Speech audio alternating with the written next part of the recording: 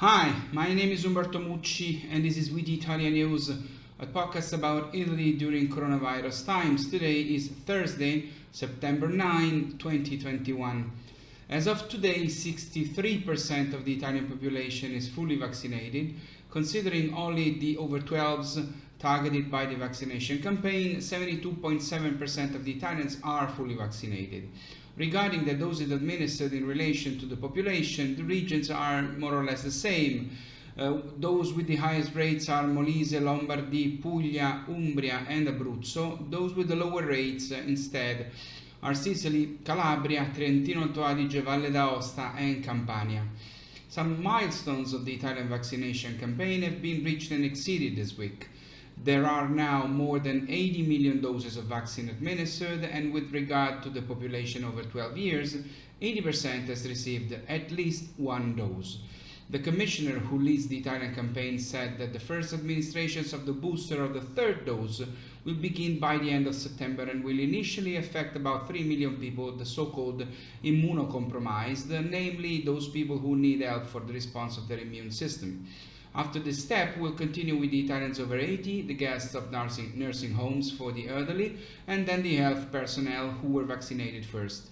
In all, a first number of about 9 million Italians.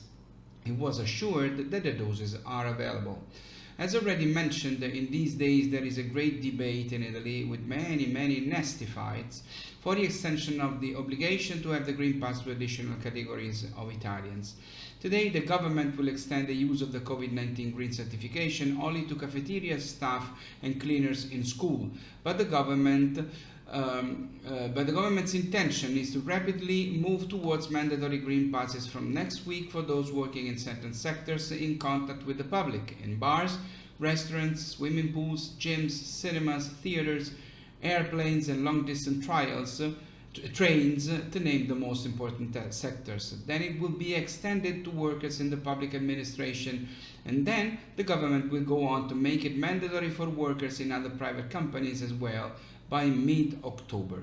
That is when the government will consider the most extreme move, mandatory vaccination, based on the curves of contagion in schools and vaccination coverage. The goal is to vaccinate 90% of those over 12 in Italy by the end of the year. Meanwhile, the G20 health meeting in Rome, which brought together the ministers responsible for health of the 20 most advanced countries in the world, has concluded. Thanks to the insistence of the Italian government, which this year leads the G20 group, the Rome Pact was unanimously approved. The goal is to bring the anti-COVID vaccination throughout the world, starting from the most fragile countries, reaching a goal of 40% of the global population immunized by 2021. This is not only a decision taken for obvious and just reasons of solidarity. Reducing the number of unvaccinated people will certainly help to reduce the circulation of the virus and prevent the formation of new variants more dangerous and resistant to vaccines. Italy has insisted and managed to convince the other countries of the G20 that taking this decision helps their citizens, not just those of countries in difficulty. The G20 last year ended without a final declaration, but this time the declaration is there and bears the signature of all. The G20 countries are committed to allocate significant resources and also directly send vaccines in the most fragile countries.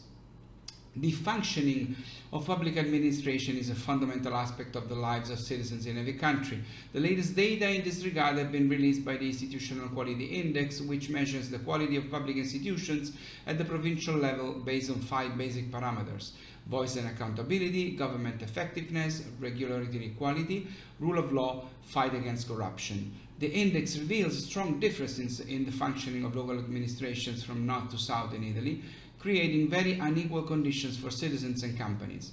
In fact, in Italy, the provinces of the northeast have the best quality of institutions, followed by the northwest and the center, while the last positions are occupied entirely by the south. Speaking of cities, in the top 10 places from above, there are Trento, Trieste, Treviso, Gorizia, Florence, Venice, Pordenone, Mantua, Vicenza and Parma, only cities in the northeast with the exception of Florence and Parma. In the bottom 10 places from below, there are only cities in the south, namely Foggia, Reggio Calabria, Naples, Enna, Palermo, Catania, Trapani, Caltanissetta, Crotone and Vibo Valentia. The great differences that separate the various provinces and areas of Italy weigh enormously on the possibilities for relaunching the country. With the recovery plan, substantial resources will arrive capable of lifting our economy. With great differences in the functioning of local administrations, however, the risk is that the regions of the north will quickly jump on the train of the restart, while those of the south, endowed with an equally solid economic potential, will be held back by a less efficient public administration, and let's hope it doesn't happen. Data from Istat, the National Institute of Statistics, says that in 2020 in Italy life expectancy at birth was reduced by 1.2 years due to the pandemic. It now stands at 82 years, 79.7 years for men and 84.4 for women. Until 2019, this indicator had been consistently increasing in Italy. Siena in Tuscany is the only Italian province not to have worsened.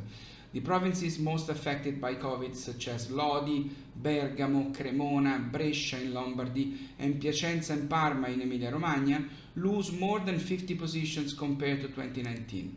The impact is less on women than men because the lethality of COVID was lower for women. Among the many important reforms that the government has already approved or is working on, there is one that apparently is not fundamental, certainly will not bring money into the coffers of the state, but has a very high symbolic value.